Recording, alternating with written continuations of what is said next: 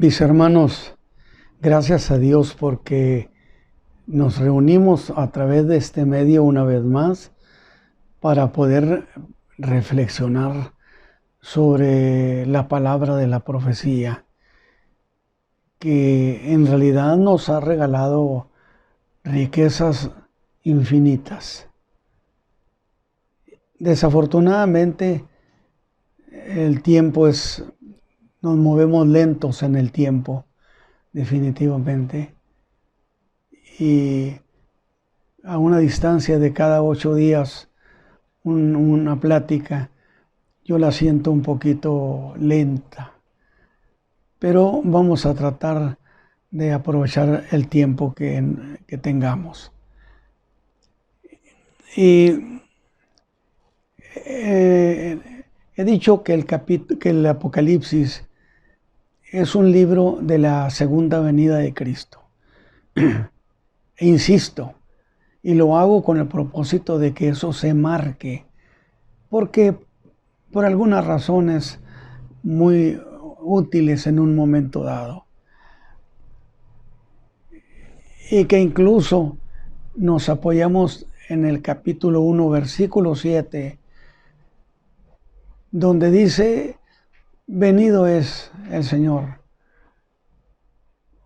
Es decir, el mundo será testigo de la segunda venida de Cristo.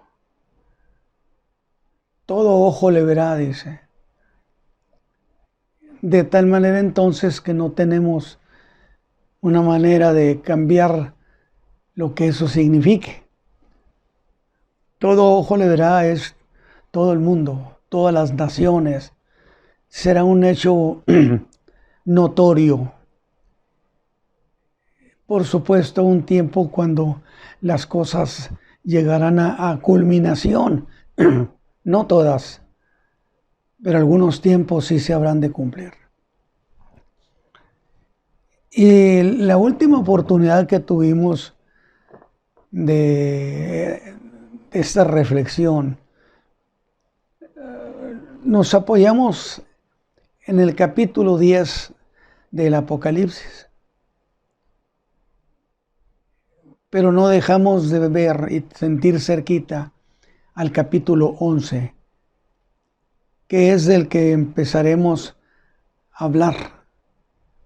El capítulo 11 es el capítulo de los 2 testigos, que ese ángel fuerte y poderoso que tenía en sus pies el derecho sobre la mar y el izquierdo sobre la tierra,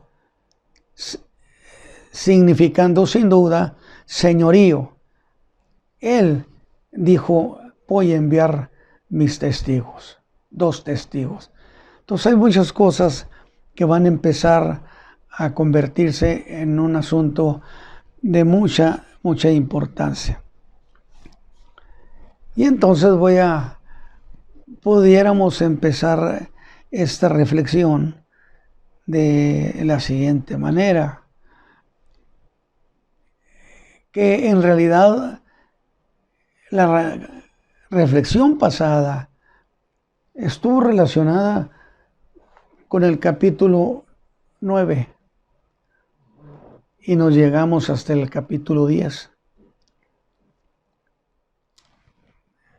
Y a mí me interesa mucho porque es toda una historia profética que se da a partir de ese capítulo, en el cual dice: vino otro ángel fuerte, descender del cielo, cercado en una nube, y el arco celeste sobre su cabeza. Su rostro era como el sol, y sus pies como columnas de fuego.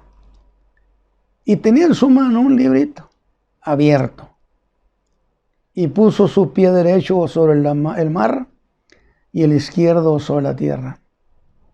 Y clamó con gran voz, como cuando un león ruge. Me acordé, dije, del león de la tribu de Judá, Y cuando hubo clamado, 7 truenos hablaron sus voces. Y cuando los 7 truenos hubieron hablado sus voces, yo iba a escribir, dice Juan. Y oí una voz del cielo que me decía, sella las cosas que los 7 truenos han hablado y no las escribas. Solamente séllalas. Entonces se convertirán en un documento cerrado. Pero ese librito nos interesa mucho para empezar este comentario y para irnos luego con los dos testigos que vienen de parte suya. Y ese librito el ángel le habrá de decir que lo coma.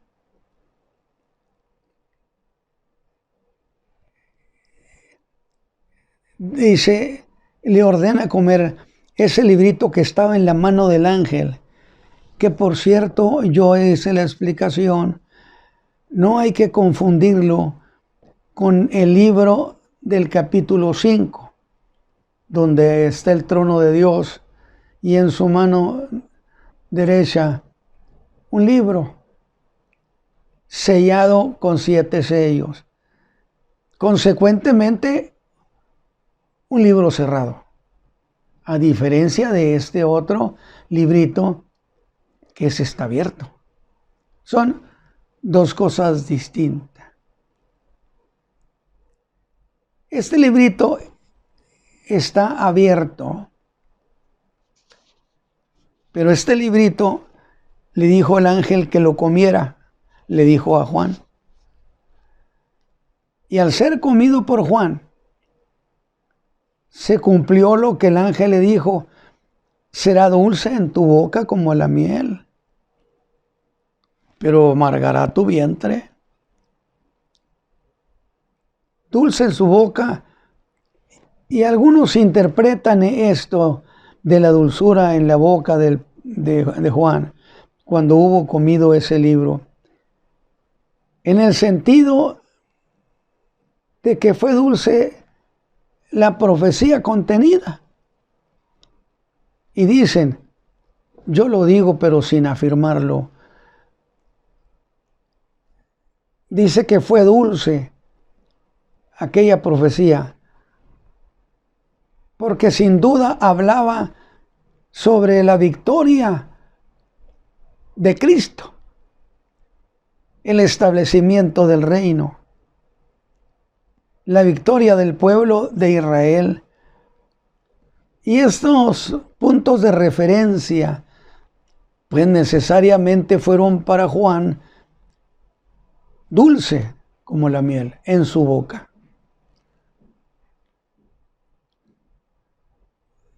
Y el establecimiento del reino, por supuesto que le causaría grande alegría. Estamos hablando de profecías que tienen un doble lado que produce sentimientos encontrados.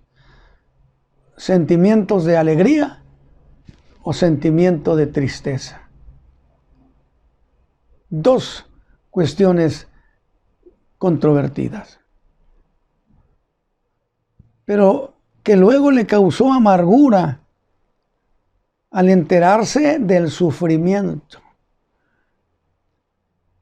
que esperaba a Israel. Ahí es la interpretación que tienen unos sobre este punto. ¿Qué cosa era lo que fue dulce y luego fue amargo? Porque sin duda la profecía tenía que ver con el pueblo de Israel. Dicen, pero tendría que tener también que ver con la iglesia. De tal manera que algunos intérpretes afirman que sin duda se trataba también de sentimientos de tristeza por lo que esperaba a la iglesia en esos años de la gran tribulación. Esa es otra interpretación con la que no concuerdo. Por eso, desde el principio de la profecía, yo recalqué que la iglesia no estaría durante la gran tribulación, que la iglesia sería arrebatada al cielo. Y lo sigo sosteniendo siempre. Y por eso doy mi punto de vista, para decir, no estoy de acuerdo bíblicamente que así sea la interpretación. Pero nuestros hermanos han buscado, han intentado, y se les aprecia, como a nosotros algunos nos aprecian por nuestra participación. En el capítulo 9, en el verso 9 del capítulo 10 de Apocalipsis, mire lo que el ángel dice. Toma y trágalo, y te hará amargar tu vientre, pero en tu boca será dulce como la miel. Y tomé el librito, dice Juan, de la mano del ángel, y lo devoré. ¿Cuál ángel? El del capítulo 10, un ángel de poder. Porque dice, y vi otro ángel fuerte descender del cielo. Y la descripción que hace de él, pues usted dice definitivamente es el Señor Jesús. Léalo y verá usted qué hermosas descripción hace de ese ángel. Y tomé el librito de la mano del ángel y lo devoré. O sea, quería probarlo, quería saber de qué se trataba. Y era dulce en mi boca como la miel. Pero cuando lo hube devorado, no dice cuando lo hubo comido, que es cuando se mastica. Devorado es algo mucho más ágil, es casi tragar, es decir, usar mucho la tráquea. Fue amargo mi vientre. Desde luego que es muy propio pensar, mis hermanos, que ese librito narraba cosas que en un momento dado, para lo que estaba sucediendo en la tierra y lo que Juan esperaría que Dios hiciera, le causaron alegría, pero que luego eso mismo, ese librito, al devorarlo, que es a leerlo y al enterarse de él, le causó gran pena.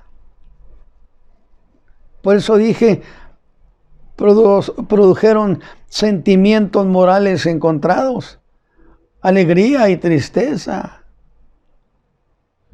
Y entonces tenemos que pensar, bueno, ¿quiénes tienen esa alegría y esa tristeza? ¿De quién habla? Pues que son personas morales. Algunos intérpretes piensan que se trataba de ver el sufrimiento de la iglesia. Es una interpretación que hay de los que hermanos afirman que la iglesia se va a quedar a la gran tribulación. Y que lo que Juan estaba viendo de qué iba a pasar con la iglesia durante la gran tribulación le produjo un sentimiento de tristeza profunda. Sin embargo, yo dije, con todo respeto a mis hermanos, daré mi punto de vista y le pediré que recordemos las palabras del ángel Gabriel,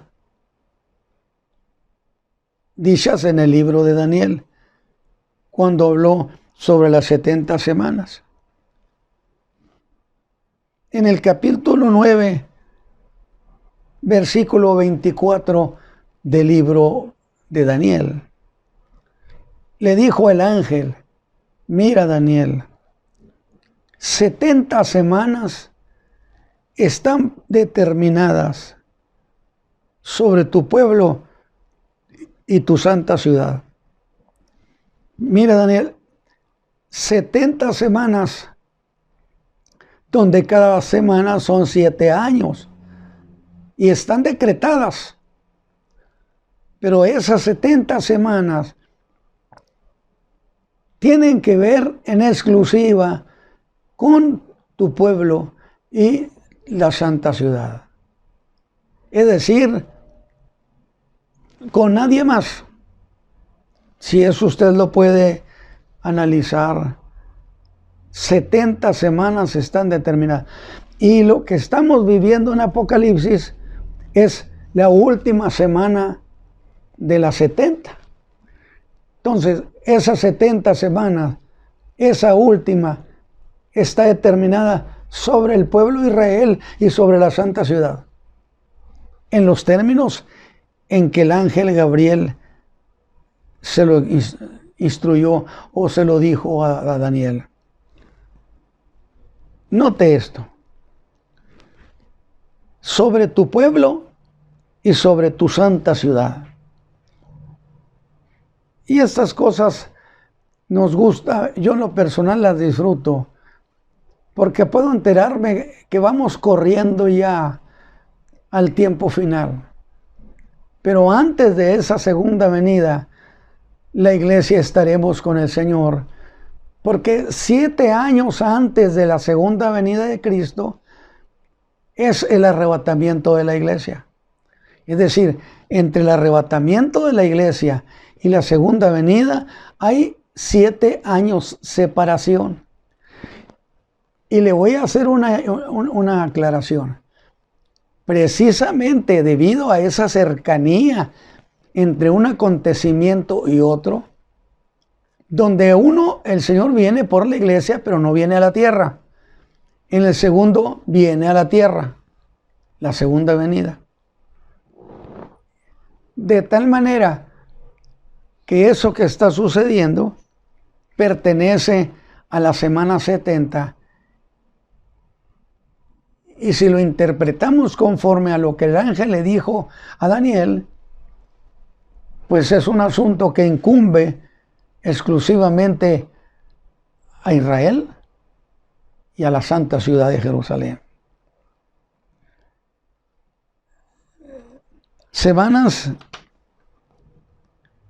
Esta semana 70 en que estamos estudiando los acontecimientos de Apocalipsis, es estar leyendo las noticias de la semana 70. ¿Por qué es la semana 70? Han pasado casi 483 años. Faltan solamente 7, que son los años que algunos le llaman de la gran tribulación. Usted me va a decir, ¿y usted no le llama así? Sí, también. Entonces, ¿cuál es la diferencia? En que no estamos considerando que los 7 años de esa última semana sean tribulación, sino que la Escritura deja muy claro que fueron 3 años y medio del caballo blanco y su jinete, donde había paz en la tierra, que insisto, no era la paz de Dios, era la ausencia de Satán, de sus actividades. Él andaba en otra cosa, que por cierto la voy a tocar. Esas 70 semanas, esta semana de la que estamos leyendo en Apocalipsis 10 y el que leeremos en 11, es la semana 70, los últimos 7 años que el ángel Gabriel le dijo a Daniel.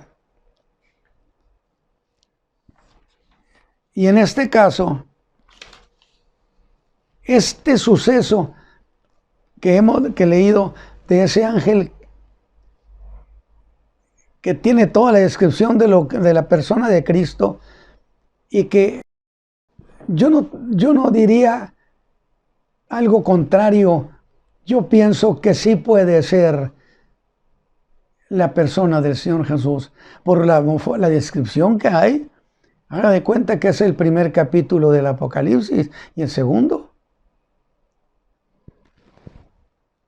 De tal manera entonces que lo que estamos viendo ahorita en la clase se está dando en la última semana profética, donde esa última semana, cuando ya se vence los 7 años, coincide con la segunda venida de Cristo. Y coincide también con el fin del tiempo de los gentiles. Piénselo bien para que no se vaya a confundir. El tiempo de los gentiles, ¿qué cosa es? Ya lo expliqué. Que es distinto a la plenitud de los gentiles, ¿sí?, de Romanos 11:25. Y distinto a la plenitud de los gentiles de Lucas 21:24. De tal manera entonces, que el tiempo de los gentiles es que Israel, al establecerse como un reino en la tierra, era el reino de Dios en la tierra. Y había un rey que era el rey designado por el Señor. En este caso, hablamos del rey David. De tal manera que todo el tiempo que en Israel esté Jerusalén, haya un templo y un rey descendiente directo de David, el reino está vigente. Grábenselo. Pero cuando Nabucodonosor vino allá por los años 600 y fracción y se llevó cautivo al mundo judío, hubo varias vueltas, pero para concretar, se llevó al mundo judío que estaba contenido por la tribu de Benjamín y por la tribu de Judá, porque las otras 10 se habían separado desde el tiempo de Roboam, hijo de Salomón, por su dureza, por su soberbia, y se dividieron y quedaron 10 al norte y 2 al sur. Las 10 del norte, 150 años ya se las había llevado Salmanasar, rey de Siria. Que por cierto es muy interesante que usted note lo siguiente. Mire, decimos muchas cosas, pero las estamos volviendo a tocar, y usted le va a tomar sentido. Mire, estoy hablando del imperio asirio, que vino y se llevó las 10 tribus del norte. El imperio asirio. Luego hubo otro imperio. Hubo 2 imperios antes. Antes del imperio de Babilonia, hubo el imperio egipcio, que fue primero, y luego el imperio asirio. ¿Y eso qué, hermano Ramos? Mire, usted conoce la estatua de Nabucodonosor, donde está una imagen, pero que representan 4 imperios. El primero, el imperio babilónico. El segundo, el imperio medo-persa. El tercero de esa estatua es el imperio griego, el imperio de Alejandro el Grande.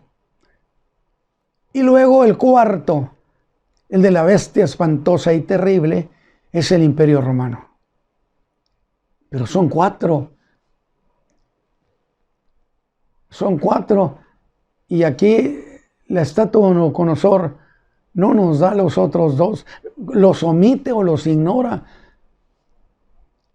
Pudiera parecer, pero luego habrá uno donde diga que una bestia de 7 cabezas.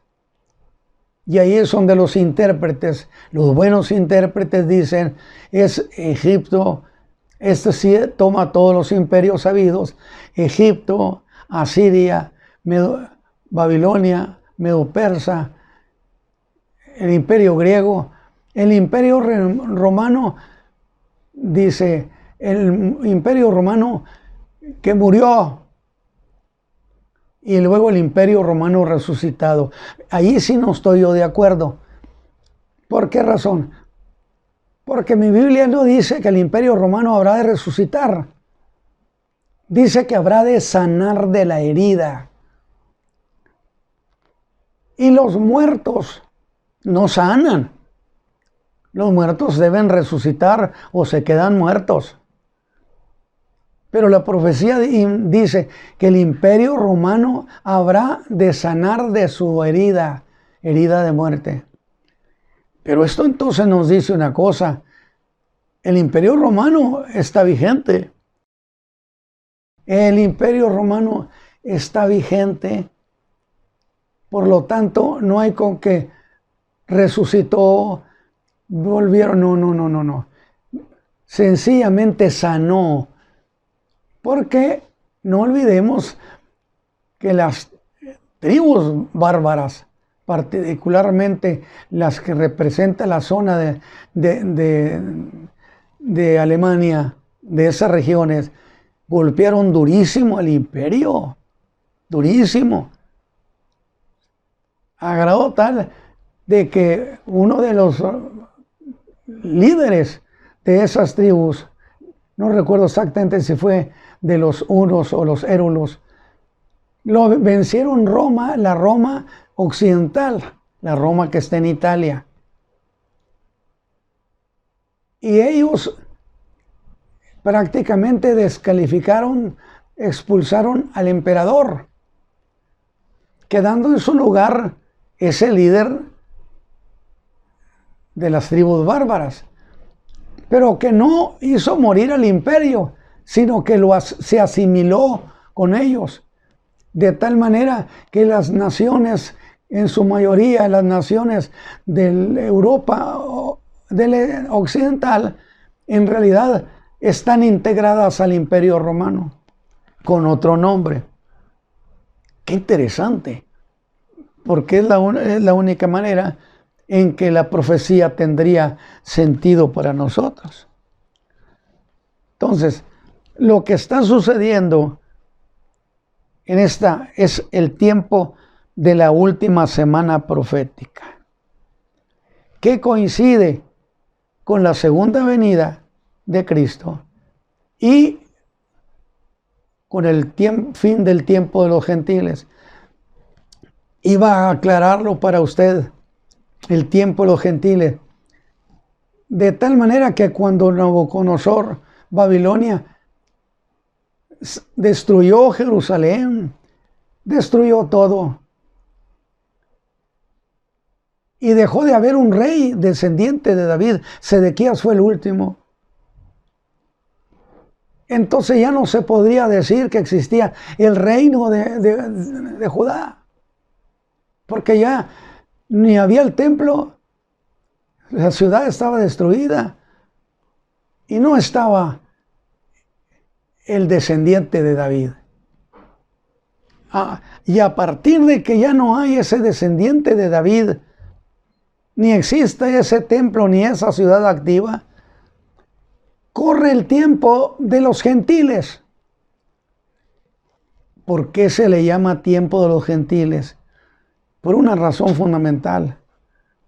Porque a partir de ese tiempo, Israel no volvió a tener dominio sobre su tierra, sobre su historia. Siempre estuvo dominado por los gentiles. ¿Como quiénes? Los babilónicos. ¿Cuáles otros? Los de Medo-Persa, los griegos, los romanos, y hasta el día de hoy hay instituciones que siguen dominando sobre esa tierra. De tal manera que el tiempo de los gentiles empezó en Babilonia. Pero cuando Cristo venga en su segunda venida, el anticristo estará buscando aniquilar a Israel, al mundo judío, a la historia de esa nación, acabarla para siempre. Encabezado ese movimiento por el anticristo en la llamada guerra de Armagedón. Póngalo muy presente.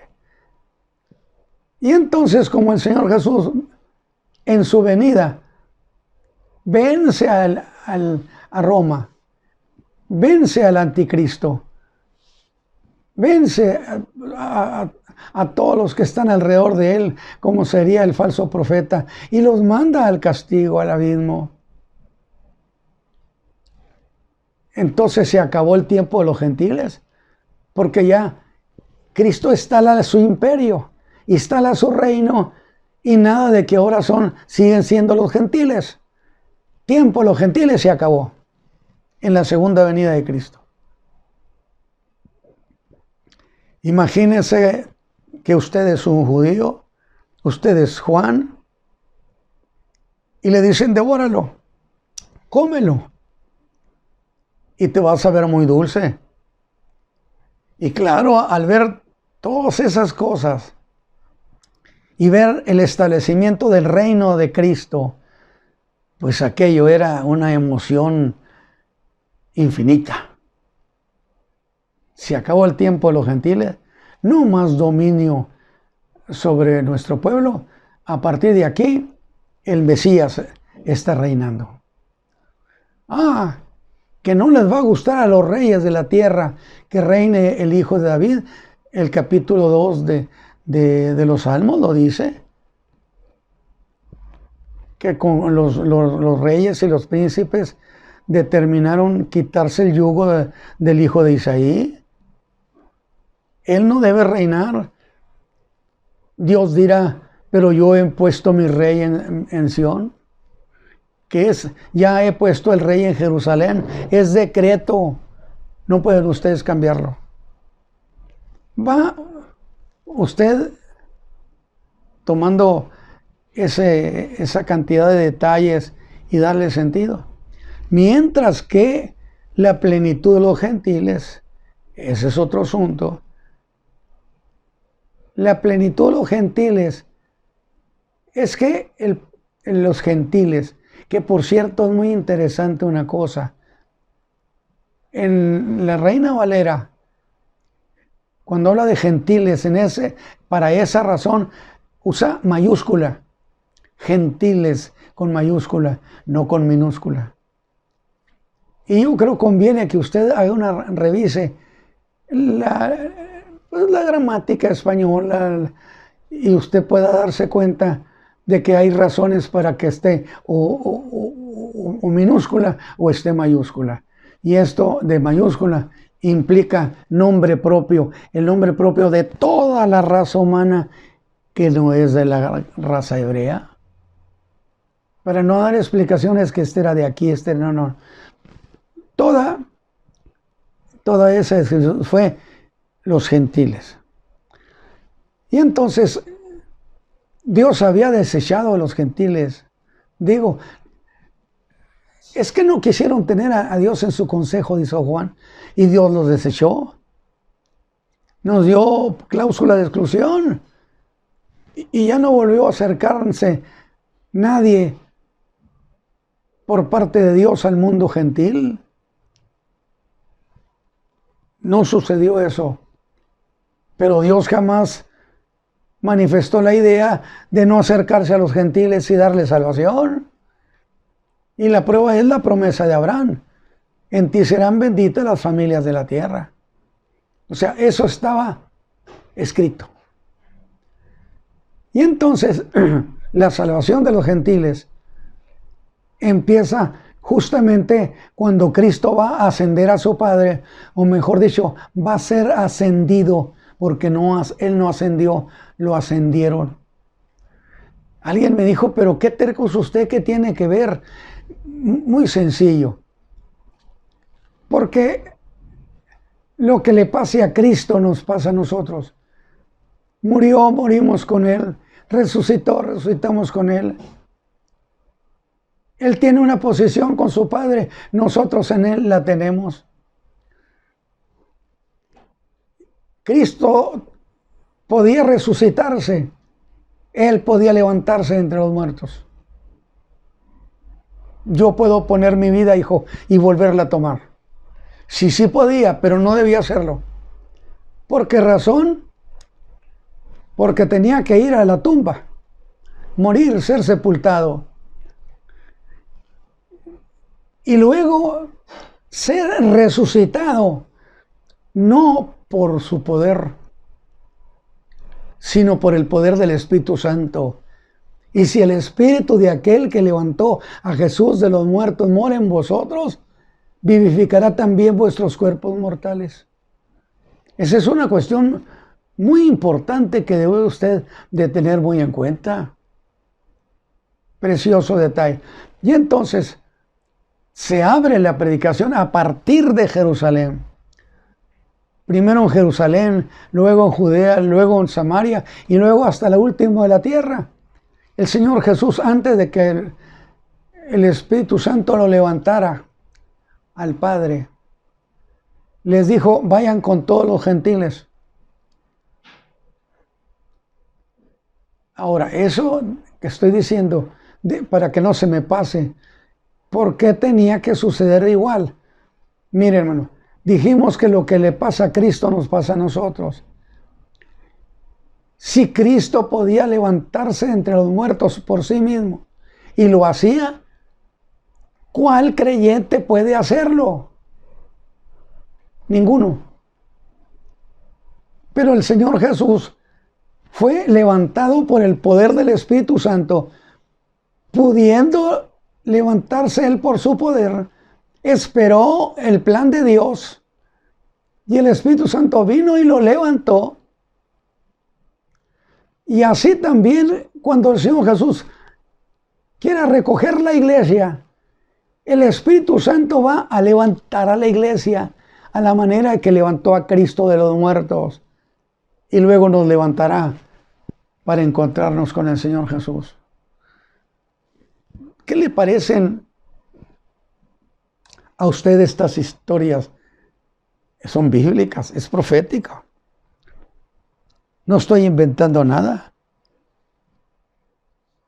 Ahora, esto que estamos leyendo es algo que estará sucediendo en los últimos 7 años de esa semana 70 o de esas 70 semanas que son semanas de 7 años, en la cual la mitad de esas 7 años no hay tribulación, a semejanza de como habrá en la segunda parte. Es decir, habrá paz, que no es la paz de Dios. Sí, pero no habrá esa gran tribulación. Pero la gran tribulación empezará justamente cuando aparece el caballo bermejo y empiezan las guerras en toda la tierra, promovidas por el diablo. Y aquí es donde vamos a tener que entrar usted y yo al capítulo 12 de Apocalipsis. Y nos va a producir una alegría preciosa.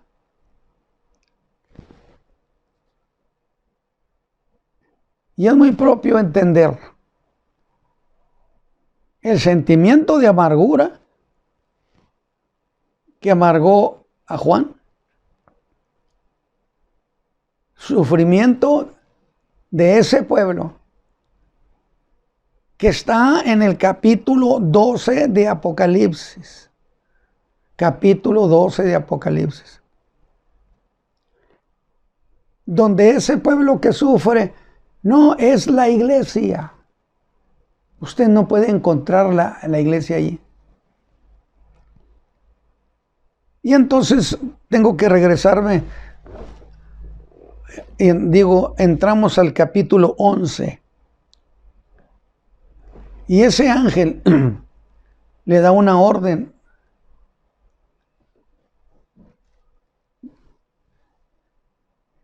Dice Juan en el capítulo 11, 1 al 2.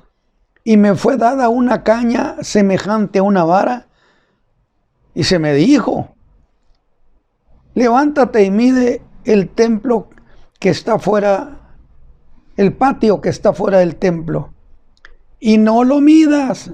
Ojo, ¿por qué? ¿Por qué no lo debo medir?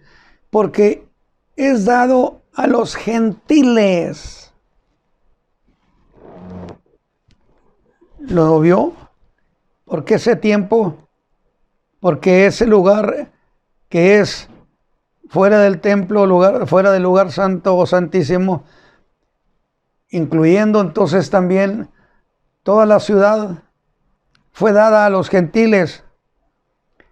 Pero si le fue dada a los gentiles, todavía en ese tiempo se está viviendo el tiempo de los gentiles.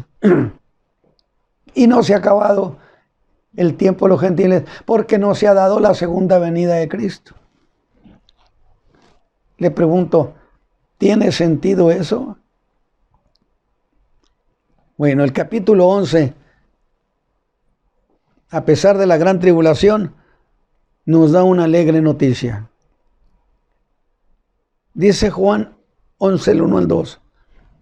Y me fue dada una caña semejante a una vara, y se me dijo: levántate y mide el templo de Dios. A ver, permítame. Estamos hablando de que esto es el segundo tiempo y ahora sí es la gran tribulación. Sin embargo, el ángel le dice: ese templo es el templo de Dios. Categórico. Nada de que es producto de interpretación, de la interpretación, de la interpretación. No, mis hermanos. Ese templo incluso había cultos, porque había muchos adoradores. Y me dijo: levántate y mide el templo de Dios y el altar y a los que adoran en él. Que para mí cuenta a todos los que están aquí de adoradores, para mí. Porque es dado a los gentiles. Y yo les digo, hermano, pongan cuidado en estas palabras: dado a los gentiles. Cuando Cristo establece su reino, se termina el tiempo de los gentiles y no va a poderse dar ese caso. Todavía es el tiempo de los gentiles. Por eso sucede que le dijeron: eso déjenselo a los gentiles. Inclusive está reinando, si se va a decir así, el anticristo. Que me gusta mucho decirlo. Y se lo voy a decir de esta manera: para reinar entre los hombres, necesita que usted sea hombre. Naturaleza humana, ser hombre. De lo contrario, usted no puede reinar en la tierra. Y el Verbo se hizo carne, habitó entre nosotros. Por consecuencia, Él es legítimo su derecho de establecer su reino, porque es Dios hecho hombre. Mientras que el diablo no puede, porque él no puede encarnarse. Por eso buscó prestanombre, que es el anticristo. Yo así le he llamado desde hace muchos años el prestanombre del diablo. Por eso dije, ponga cuidado a esas palabras, porque definen el tiempo. Porque estoy a tiempo los gentiles, como Lucas 21-24. A diferencia de la plenitud de los gentiles, que esa empieza en Jerusalén, cuando el Señor va a ascender a ser llevado al cielo, y termina cuando el Señor rescata a la iglesia en la venida, en el arrebatamiento de la iglesia. se terminó la plenitud gentil. ¿Plenitud en qué sentido? Se les abrió la salvación a todos los gentiles. Plenitud, pleno, completo, al mundo entero. Vamos bien, mis hermanos, en Romanos 11:25.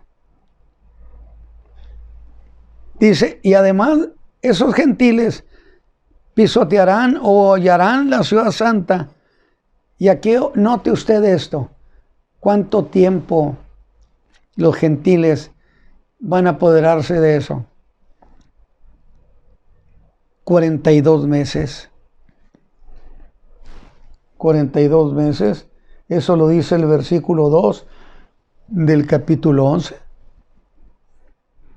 Que vienen siendo 3 años y medio.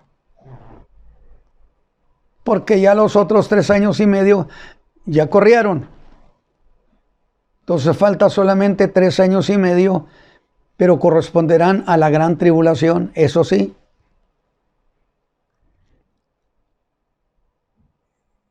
Y esos 3 años y medio de gran tribulación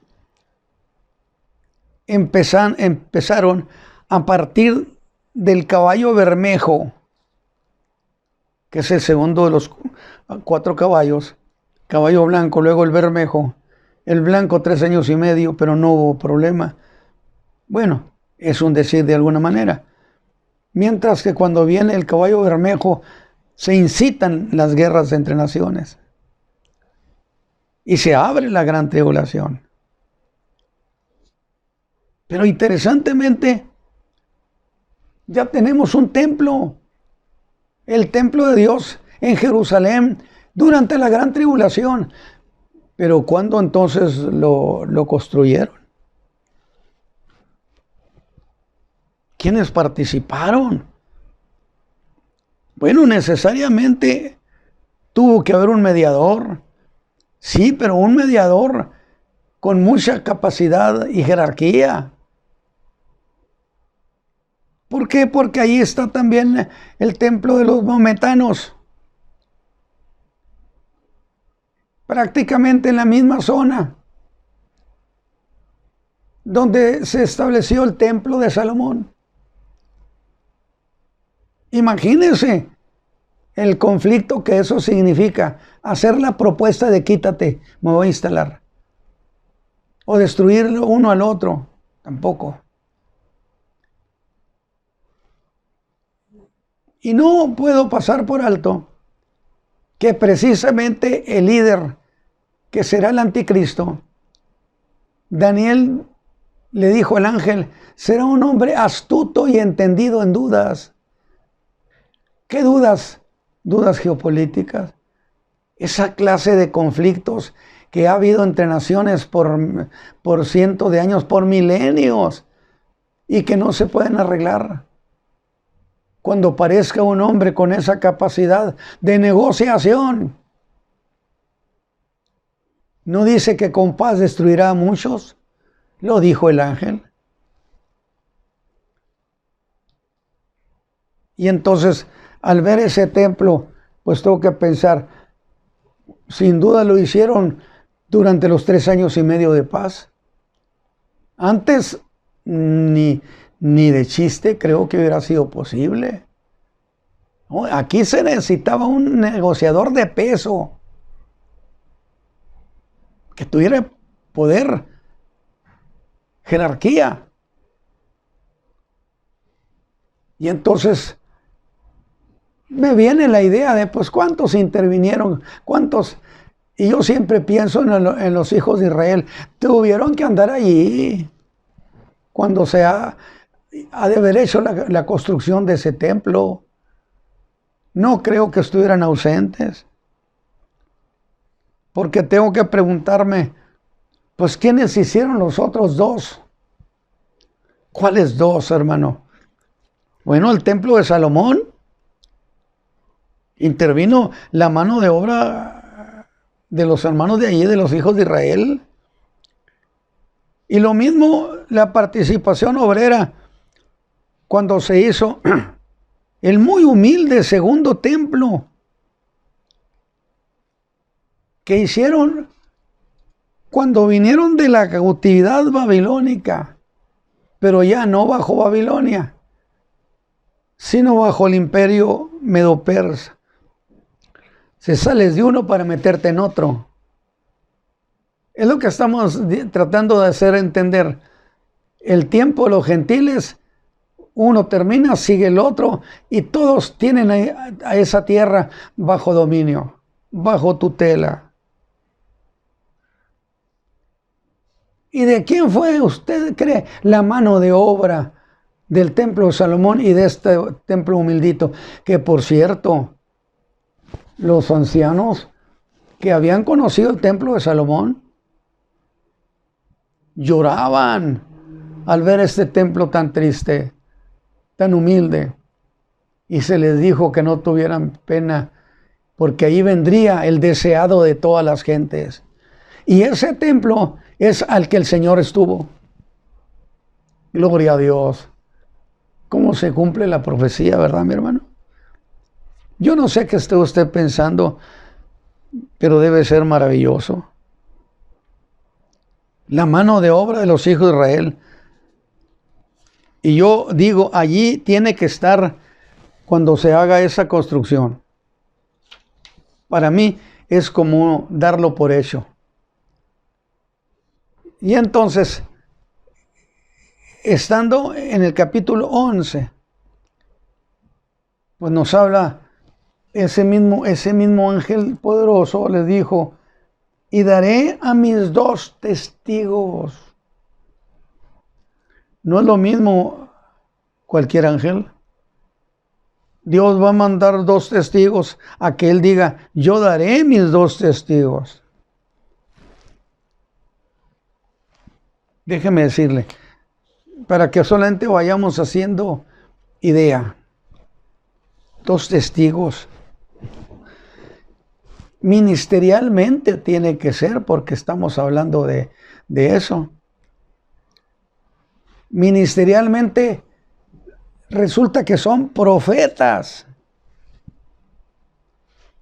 Moisés era profeta, Elías era profeta, Enoc era profeta o profetizó. No que era, sino que profetizó. Que no es lo mismo profetizar que ser profeta, ¿eh? Mientras que Moisés y Elías, toda su vida fueron eso. Era su trabajo profesional. Enoc me parece que la Biblia nos habla de una sola. Entonces hay muchos creyentes que en alguna ocasión profetizan bajo una circunstancia que Dios quiere que se sepa y ya se dan por ser profetizos o profetizas. No. Estos eran profetas de siempre, de tiempo completo.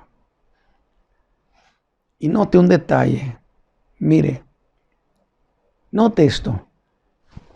En el versículo 2, porque es a los gentiles y hollarán la santa ciudad 42 meses. Usted puede anotar ahí, chéquele. En el versículo 2 habla de 42 meses. ¿Cuántos años son 42 meses? Los meses judíos contados en tiempo de 30 días. No lo voy a contar que 31 y que ahora trajo 28 y que ahora... No. Si no, no le darían las cuentas. Es muy interesante. Y luego en el versículo 3, hablando de los mismos, y daré a mis 2 testigos, y ellos profetizarán una vez. Profetizarán por 1260 días. ¿Cuántos son 1260 días? 3 años y medio, 42 meses. O sea, en este pedacito dijeron lo mismo de maneras distintas. Y si usted va al capítulo 12, que es el que sigue, usted va a encontrar una cuestión que allá se dirá que la mujer a la que se le dio apoyo para sobrevivencia Le apoyaron por un tiempo, tiempos y la mitad de un tiempo, que viene siendo lo mismo. Un tiempo es un año. Tiempos plural son 2 más 1, 3, y medio tiempo, medio año. 3 años y medio. ¿En qué tiempo de la última semana? Y ahora esto, porque yo le quiero dar sentido, decir esto en este tiempo sucede. ¿En cuál? En lo que estamos narrando. Y yo digo, es que esto tuvo que suceder durante la segunda mitad de la gran tribulación. Es decir, tuvo que suceder a partir del caballo bermejo. Ahí empieza la segunda mitad de la gran tribulación.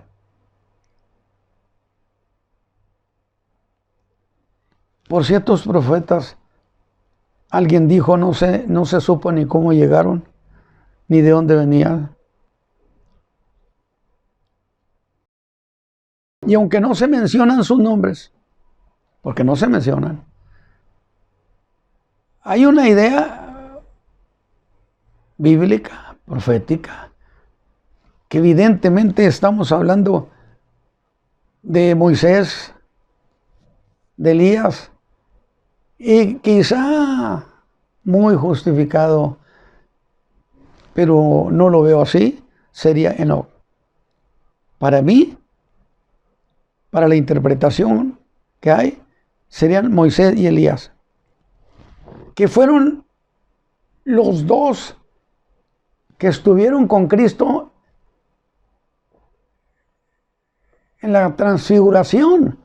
Acuérdense ustedes, recién he predicado eso, donde dejó a 9 acá en el rancho y que no pudieron echar un demonio,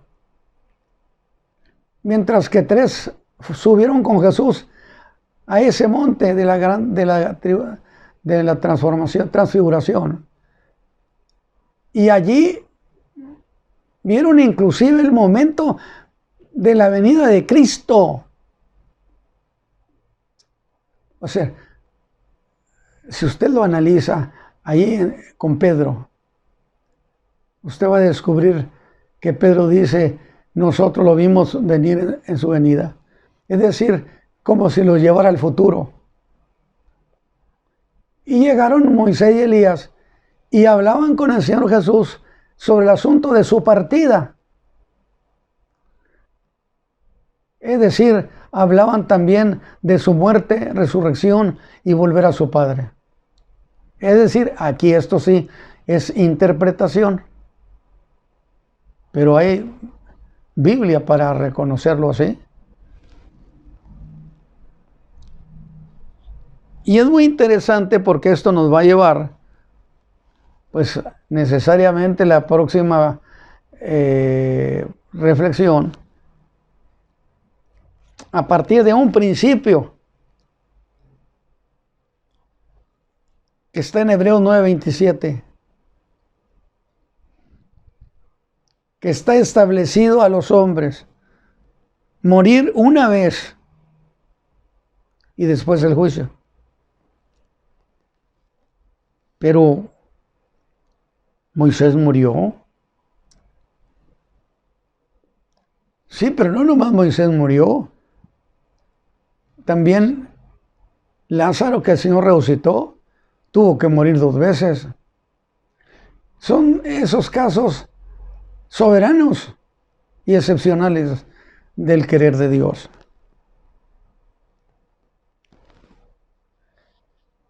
Ese es lo que dice, se lo voy a leer. Ya no voy a alcanzar a hacer. Es interesantísimo lo del capítulo 12. Para estar así, muy emotivo, disfrutando ese capítulo 12. No, le voy a leer el 11.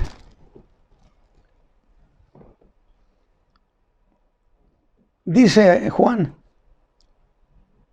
que le dijo el ángel, y daré mis 2 testigos, daré mis 2 testigos y ellos profetizarán por 1260 días vestidos de sacos. Y lo dice, estas son las 2 olivas y los 2 candeleros que están delante del Dios de la tierra. Y yo digo, ¿por qué no del Dios del cielo?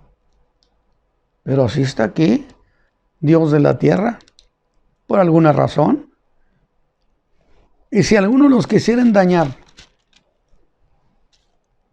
sale fuego de la boca de ellos y devora a sus enemigos. Que para mí, por supuesto, son las declaraciones que hagan, que son mortales para la gente que los quiere perjudicar. No necesariamente que sale fuego de su boca. Pero si usted tiene otra versión justificada, está bien. Y si alguno los quisiera hacer daño, es necesario que él también sea muerto. Estos tienen potestad de cerrar el cielo, que no llueva en los días de su profecía. ¿Qué dijo Elías? Que no llueva por 3 años nomás porque yo lo digo. Y tienen poder sobre las aguas para convertirlas en sangre, Moisés. Y para herir la tierra con toda plaga cuantas veces quisieran. Y cuando ellos hubieron acabado su testimonio, porque era un trabajo profético por 3 años y medio, la bestia que sube del abismo hará guerra contra ellos y los vencerá y los matará. Y sus cuerpos serán echados en las plazas de la grande ciudad, que espiritualmente llamada Sodoma, Jerusalén, y Egipto, donde también nuestro Señor fue crucificado. Y los de los linajes y de los pueblos y las lenguas y de los gentiles, mayúscula, verán los cuerpos de ellos por 3 días y medio, el equivalente a los 3 años y medio, y no permitirán que sus cuerpos sean puestos en sepulcros. Y los moradores de la tierra se gozarán sobre ellos y se alegrarán y se enviarán dones los unos a los otros, porque estos 2 profetas han atormentado a los que moran sobre la tierra. Y después de 3 días y medio, el Espíritu de vida enviado de Dios, gloria a su nombre, entró en ellos y se alzaron sobre sus pies. Yo puedo imaginármelos. Y vino gran temor sobre los que lo vieron. Y oyeron una grande voz del cielo que les decía, subid acá. Y subieron al cielo en una nube, y sus enemigos lo vieron. Y en aquella hora fue hecho un gran temblor de tierra, y la 10ª parte de la ciudad cayó de Jerusalén. Y fueron muertos en el temblor de tierra en número de 7,000 hombres. Porque los capítulos anteriores hablan de cómo se ha hecho idólatra la sociedad. Lea hacia atrás, búsquele hacia atrás y va a encontrar donde le dice que no adoren, que no hagan el mal, que se arrepientan, que es un recordatorio de por qué sucedió. Y esto nos deja prácticamente a la entrada del extraordinario capítulo 12 de Apocalipsis, que lo vamos a ver la próxima semana. Con ánimo, con alegría, con gozo. Miren, las cosas están ya terminando. El Señor Jesús sin duda viene pronto por su pueblo. Esperémoslo. Padre Santo, muchas gracias, Señor, por este día. Gracias por la participación que hizo posible este programa. Bendice a tus hijos, a tu pueblo, de tal manera que sus corazones sean llenos de tu bendición. Por Cristo Jesús. Amén. Que el Señor les bendiga, mis hermanos.